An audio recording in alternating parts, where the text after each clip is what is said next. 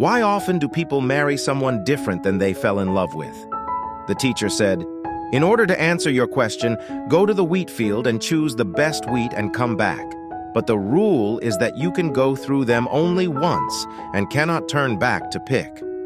The student went to the field and went through the first row. He saw one big wheat which he instantly liked, but he wondered that maybe there was a bigger one further.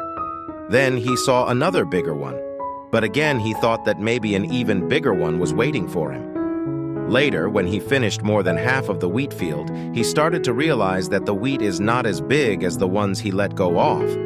He started to realize that he had missed the best one in the search of a bigger. So he ended up going back to the teacher with an empty hand, because he just wasn't able to forgive himself for letting go of the best wheat, and described what happened. The teacher told him, "You kept looking for a better one while letting go of the best one, and later when you realize that you have missed that, you can't go back. This is the mistake often made by people who fell in love and lost the best person they could have in their life." So, the student said, "Does that mean one should never fall in love?" The teacher replied, "No, dear. Anyone can fall in love if they find a suitable person. But once you truly fall in love, you must never let go of that person due to your anger, ego, or comparisons with others." "How do they end up marrying someone other than they loved?" the student asked. The teacher said, "In order to answer your question, go to the cornfield and choose the biggest corn and come back. But the rule is same as before. You can go through them only once and cannot turn back to pick." The student went to the cornfield. This time he was careful not to repeat the previous mistake. When he reached to the middle of the field, he picked one medium corn that he felt satisfied with and went back to the teacher.